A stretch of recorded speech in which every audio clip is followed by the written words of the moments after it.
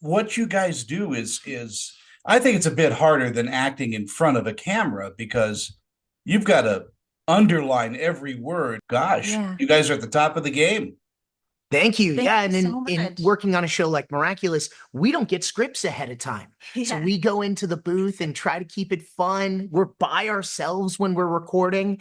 And if it sounds like we're playing off each other and having a great conversation, well, then we're doing a great job. There's a lot of imagination involved for sure. Definitely.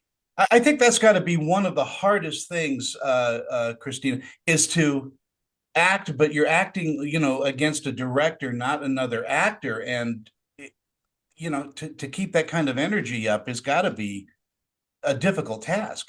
You know, I I have tried doing on camera and it's just a different skill set. It's such a different skill set. I have on camera friends who are like, "How are you doing that in the booth? Like, how are you just knocking them out?" And it's just what I know. This is what I'm very comfortable in.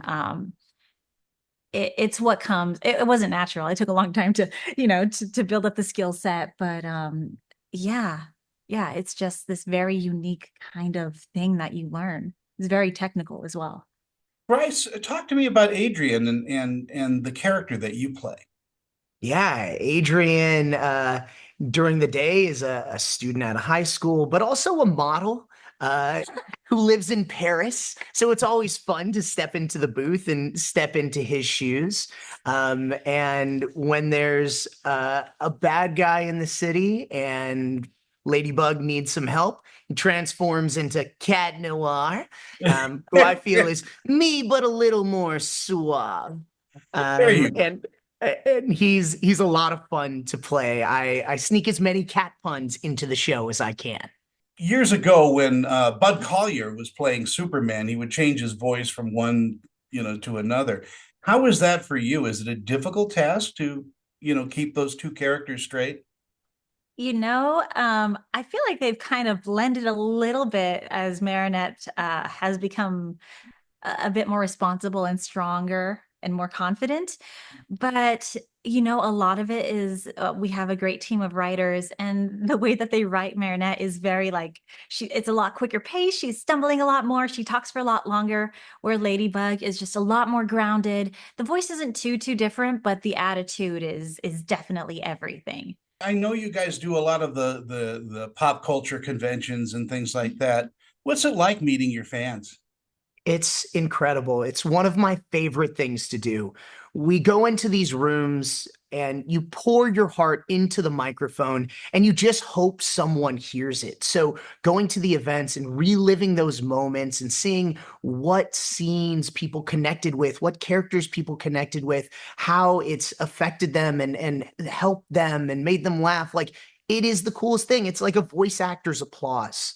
And I just absolutely love going to these events and meeting people and, watching kids come up to my table and they look at me and they're like, who is this guy? And I'm like, do I look like Cat Noir? And they're always like, definitely not. No, no way. I'm like, cover your eyes. And I always transform and give them a flag, claws out, and watch them light up. It's been really, really insane for a bunch of reasons. I get to see the world. And I also like voiceover, it can be a little bit disconnected sometimes because it's just us in the room. We're alone. Sometimes we're not even in the studio, we're at our homes. So for me, conventions make it real in a way, because otherwise it's just like I did a show and nobody was around me to see it. But then when you're at the conventions, you realize like what an impact it has had and hearing people's stories, getting to meet people from all walks of life. It's really it's really been something special. It also helped me break out of my shell because I used to be extremely shy before I started doing these, and now I'm talking to people all the time, all day, every day on the weekends and doing panels. So it's been an amazing experience. Bryce, are you going to be hopping more and more in front of a camera and using those other skills? I mean, I'm really comfortable in front of a microphone. And I feel like even though I've grown up inside studios, I've been doing this for almost 3 decades.